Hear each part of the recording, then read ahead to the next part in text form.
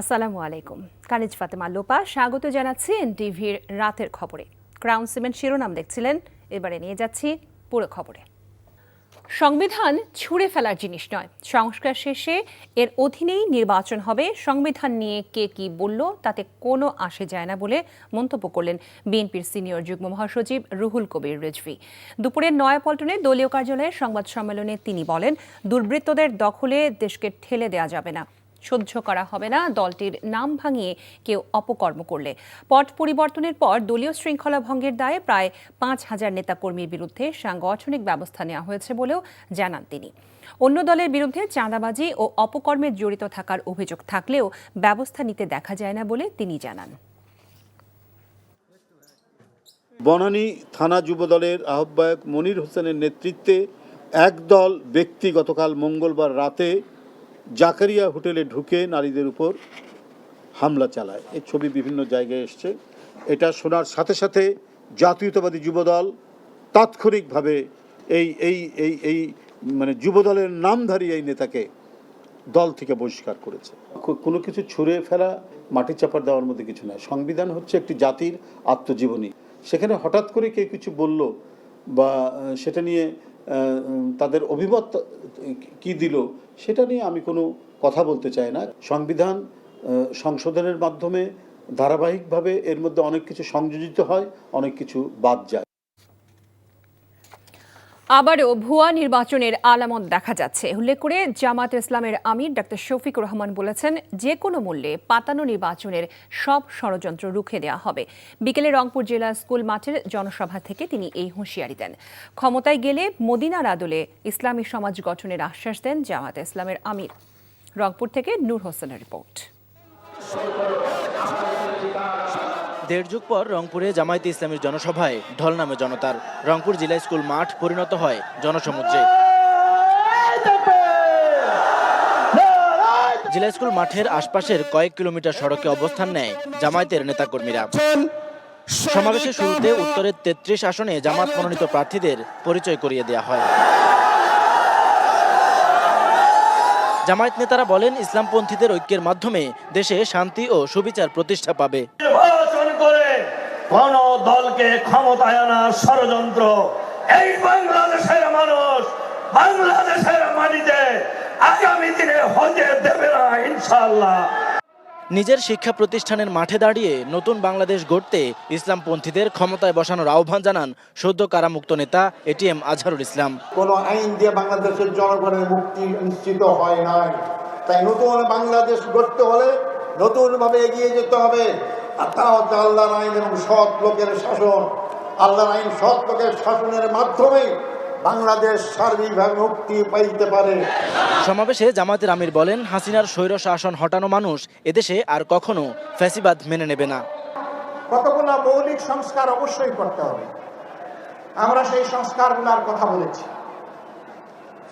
আমরা ওই সংস্কারও আদায় করে ছাড়বো এবং সুষ্ঠু নির্বাচনও আমরা ইনশাআল্লাহ আদায় করে ছাড়বো। ভোট কেন্দ্রে কোনো হস্তান্তর চলবে না, কালো টাকার কোনো খেলা সহ্য করা হবে না। আবু সাইদের সঙ্গীরা তারা কয়েকশো জন দুনিয়া থেকে বিদায় নিয়েছে, শিক্ষা রেখে দিয়েছে, আওয়াজ তুলে দিয়েছে যে আমাদের এই লড়াই অব্যাহত থাকবে। নতুন বাংলাদেশের বিরুদ্ধে যে কোনো ষড়যন্ত্র মোকাবেলায় তরুণদের প্রস্তুত থাকার আহ্বানও জানান জামায়াতের আমির। নূর হোসেন, এনটিভি নিউজ, রংপুর। জুলাই ঘোষণাপত্র নিয়ে টালবাহানা হচ্ছে অভিযোগ করে জাতীয় নাগরিক পার্টির আহ্বায়ক নাহিদ ইসলাম বলেছেন, জুলাই ঘোষণাপত্র অবশ্যই সংবিধানে যুক্ত করতে হবে। দিনাজপুর গোড়ে শহীদ ময়দান থেকে পদযাত্রা শুরু হয়ে দিনাজপুর স্টেশন হয়ে বাহাদুর বাজার এবং ইনস্টিটিউটে গিয়ে শেষ হয়। সেখানে সংক্ষিপ্ত পথসভায় এনসিপির নেতৃবৃন্দ বক্তব্য রাখেন। নাহিদ ইসলাম বলেন, জুলাই গণঅভ্যুত্থানে যারা শহীদ হয়েছেন সংবিধানে তাদের স্বীকৃতি দিতে হবে। পদযাত্রায় আরও বক্তব্য রাখেন এনসিপির সদস্য সচিব আক্তার হোসেন, উত্তরাঞ্চলের মুখ্য সমন্বয়ক সার্জিস আলম সহ সিনিয়র নেতারা। এর আগে ঠাকুরগাঁও বাস স্ট্যান্ড গোল চত্বরে আয়োজিত এনসিপির পদযাত্রা কর্মসূচিতে বক্তব্য রাখেন দলের নেতারা। এ সময় নাহিদ ইসলাম বলেন, এটা হাসিনার বাংলাদেশ নয়, এটা গণঅভ্যুত্থানের বাংলাদেশ। যে কোনো মূল্যে সীমান্ত হত্যা বন্ধ করা হবে বলেও হুঁশিয়ারি দেন তিনি।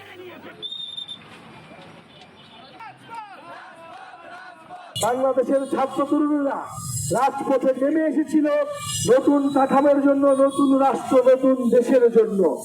সেই একটা দলের পরিবর্তে কেবল আরেকটা দল বসানোর জন্য নয়, অসম্পূর্ণ কাজ সম্পূর্ণ করার জন্যই মাঠে নেমেছি। সেই ফ্যাসিবাদী কাঠামোর বিরোধ করে নতুন রাষ্ট্র কাঠামো, গণতন্ত্র এবং বৈষম্যহীন বাংলাদেশ নিশ্চিত করতেই আমাদের এই যাত্রা। জুলাই সনদ নিয়ে টাল বাহানা হচ্ছে, বলা হচ্ছে জুলাই ঘোষণাপত্রে নাকি কোনো সাংবিধানিক ভিত্তি থাকবে না। জুলাই ঘোষণাপত্র অবশ্যই সংবিধানে যুক্ত করতে হবে। শ্রীলঙ্কার বিপক্ষে 3 ম্যাচ টি-20 সিরিজের সাবেক অধিনায়ক নাজমুল হোসেন শান্তকে বাদ দিয়ে 16 জনের স্কোয়াড ঘোষণা করেছে বিসিবি। দীর্ঘদিন বাইরে থাকা অলরাউন্ডার সাইফ উদ্দিন ফিরেছেন ওপেনার নাইম শেখও। শান্তর বাদ পড়াটা যদিও প্রশ্ন জাগানো, সাম্প্রতিক অতীতে তার চেয়ে ভালো ব্যাটারের সংখ্যাটা টি-20তে হাতে গোনা। একাদশে তার জায়গা পাকা না থাকায় স্কোয়াড থেকেই তাই বাদ দিয়েছেন গাজী আশরাফ হোসেন লিপুর নেতৃত্বে থাকা নির্বাচক মণ্ডলী। সে কারণে 2022 সালের আগস্টে আফগানিস্তানের বিপক্ষে সবশেষ টি-20 খেলা নাইম ফিরেছেন। 14 মাস পর অনেককে অবাক করে দিয়ে স্কোয়াডে জায়গা করে নিয়েছেন সাইফুদ্দিনও। আওয়ামী লীগের নিজেদের ভুলের কারণেই তাদের রাজনীতিতে ফিরে আসার সুযোগ নেই বলে মন্তব্য করেছেন বিএনপির ভাইস চেয়ারম্যান আসাদুজ্জামান রিপন। জাতীয় প্রেস ক্লাবের সামনে প্রতীকী সমাবেশে যোগ দিয়ে এসব কথা বলেন তিনি। সারা দেশে বিভিন্ন স্থানে লুকিয়ে থাকা আওয়ামী দোসরদের গ্রেফতার ও নিরপেক্ষ নির্বাচনের পরিবেশ সৃষ্টির দাবিতে এই সমাবেশের আয়োজন করে তৃণমূল নাগরিক আন্দোলন। এ সময় তিনি আরও বলেন, 2009 সালের নির্বাচনও ছিল বিতর্কিত।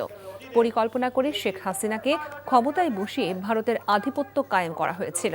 আর যেসব সরকারি কর্মকর্তা বিগত 3টি বিতর্কিত নির্বাচন অনুষ্ঠিত করতে সহযোগিতা করেছিল, তারা এখন পদোন্নতির জন্য তদবির করছে। তাদের চিহ্নিত করে দ্রুত বিচারের দাবি জানান। আওয়ামী লীগ ভুল রাজনীতি করেছে, আওয়ামী লীগ মানবতার বিরুদ্ধে অপরাধ করেছে, গণতন্ত্র হত্যা করেছে, লুটপাট করেছে, জনগণের বিপক্ষে অবস্থান নিয়েছে। যে মুসলিম লীগ ছিল না, একইভাবে ভবিষ্যতে বাংলাদেশে আওয়ামী লীগ বলে কোনো রাজনৈতিক দল থাকবে না। ক্ষমতায় থাকতে যারা শেখ হাসিনাকে সাহায্য করেছে, তাদেরকে চাকরি থেকে বিদায় দিতে হবে এবং আইনের আওতায় আনতে হবে। বস্তুনিষ্ঠ ও নিরপেক্ষ সংবাদ পরিবেশনের ধারাবাহিকতা এবং এনটিভিতে আরও বৈচিত্র্যময় অনুষ্ঠান প্রত্যাশা করেন দর্শক ও অতিথিরা। এ উপলক্ষে দেশের বিভিন্ন স্থানে আয়োজিত অনুষ্ঠানমালায় উঠে এসেছে এমন বক্তব্য। প্রতিনিধিদের পাঠানো তথ্য ছবিতে দেখুন শকত করিমের ডেস্ক রিপোর্ট। ভালোবাসায় সিক্ত দর্শক নন্দিত চ্যানেল। এনটিভির প্রতিষ্ঠা বার্ষিকে চট্টগ্রামে উৎসবমুখর পরিবেশে কেক কেটে দিনব্যাপী নানা কর্মসূচির উদ্বোধন করা হয়। এ সময় বিভিন্ন দল এবং ব্যবসায়ী নেতা সহ গণ্যমান্য ব্যক্তিবর্গ উপস্থিত ছিলেন। অতিথিরা জানান তাদের ভালো লাগা ও প্রত্যাশার কথা। আগামী দিনের যে মানুষের অধিকার আদায়ের কথা এনটিভি বলবে। আমরা সবসময় দেখেছি এনটিভির যাত্রা শুরু লগ্ন থেকেই কিন্তু এনটিভির ভেতরে যে পেশাদারিত্ব, বস্তুনিষ্ঠতা আমরা দেখেছি, সেটা আমাদেরকে দর্শক হিসেবে মুগ্ধ করেছে। পথ শিশুদের নিয়ে কেক কাটা, নৃত্য প্রদর্শন সহ নানা আয়োজনে খুলনায় পালিত হয়েছে এনটিভির প্রতিষ্ঠা বার্ষিক। উপস্থিত ছিলেন সুধীজন ও প্রশাসনের ঊর্ধ্বতন কর্মকর্তারা। এনটিভি তাদের যে প্রফেশনালিজম, সাংবাদিকতার যে নীতিমালা, সাংবাদিক যারা বন্ধু আছেন, যারা কোলাকুলারিসি আছেন, যারা সংবাদপত্রের সাথে জড়িত, নিঃসন্দেহে তারা তাদের হাইয়েস্ট দিয়ে কাজটা করে। শুধু সংবাদ নয়, কত দ্রুত এবং নির্ভুলভাবে তা দর্শকদের কাছে পৌঁছালো। প্রতিষ্ঠা বার্ষিকের আলোচনায় নানা দিক উঠে আসে সিলেটে।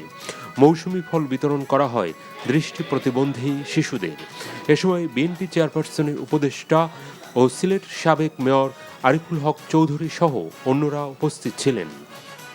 এ উপলক্ষে বরিশালে কেক কাটা ও আলোচনা সভায় প্রধান অতিথি ছিলেন বরিশাল শিক্ষা বোর্ডের চেয়ারম্যান প্রফেসর ইউনুস আলী সিদ্দিকী। এছাড়া ময়মনসিংহ, কুমিল্লা সহ দেশের বিভিন্ন স্থানে বর্ণিল আয়োজনে পালিত হয়েছে এনটিভির প্রতিষ্ঠা বার্ষিক। Shawkat Karim, NTV news desk.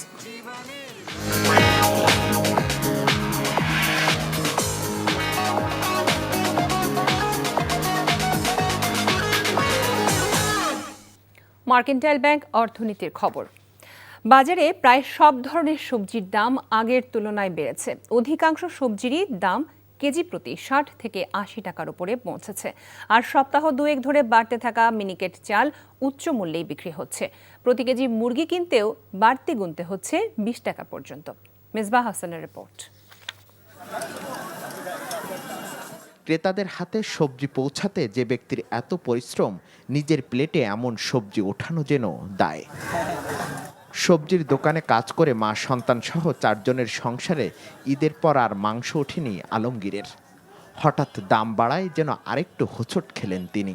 কোনো রকম কষ্ট করে চলি আর কি। ঢাকার শর্ত ভাই, রুম ভাড়া লাগে, খাওয়ান খরচ সব কিছু দামই বেশি। যে দামে বেশি আমরা কিনা খাওয়া সম্ভব না। তবে যে ব্যক্তি বাজার থেকে নিয়মিত সবজি কিনছেন তার অভিব্যক্তিও একই। দাম অনেক বেশি, সাধারণ মানুষের জন্য খুবই খারাপ অবস্থা। আমরাই হিমশিম খেয়ে যাই। লতি হলো ১০০ টাকা, আমার মনে হয় দামটা বেশি। এটা ৫০-৬০ টাকার মধ্যে হওয়াটা উচিত। গত সপ্তাহের তুলনায় প্রতিটি সবজিতে বেড়েছে ২০ টাকা পর্যন্ত। বেগুন বিক্রি হচ্ছে ৮০ থেকে ১০০ টাকা পর্যন্ত। ৬০ টাকার কাঁচামরিচ ছাড়িয়েছে ১০০-এর ঘর। কাঁকরোল ৮০ টাকা, ভেন্ডি ৬০ টাকা, ঝিঙ্গা ৮০, চিচিঙ্গা ৮০, বেগুন আছে ১৮০। বৃষ্টি মুষ্টি এই কারণে মাল নষ্ট হইতেছে। প্রতি কেজি ব্রয়লার বিক্রি হচ্ছে ১৬০ থেকে ৭০ টাকা, যা গত সপ্তাহে ছিল ১৫০ টাকার মধ্যেই। সোনালির দাম আরও চড়া, বেড়েছে মাছের দাম। হঠাৎ দাম বৃদ্ধিতে মধ্যবিত্তের বাজারের তালিকায় অনেকটাই কাটছাট করতে হচ্ছে। চিংড়ি মাছ যদি ১২০০ টাকা কেজি কিনে খেতে হয় তাহলে বুঝেন কি দাম। সবজির বাজার তো প্রচুর দাম, একটা লাউ কিনতে গেলে ১০০ টাকার নিচে কিনা যাচ্ছে না।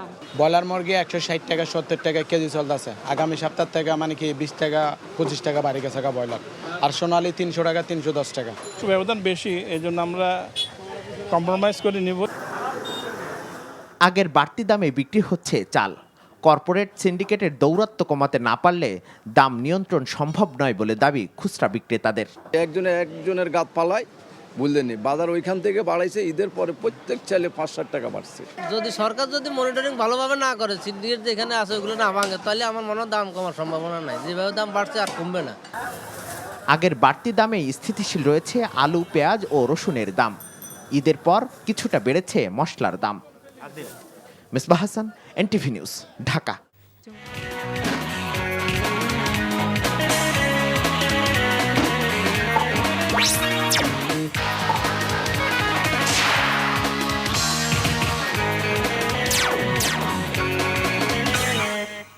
ইস্পাহানি প্রিমিয়াম টি খেলার খবর।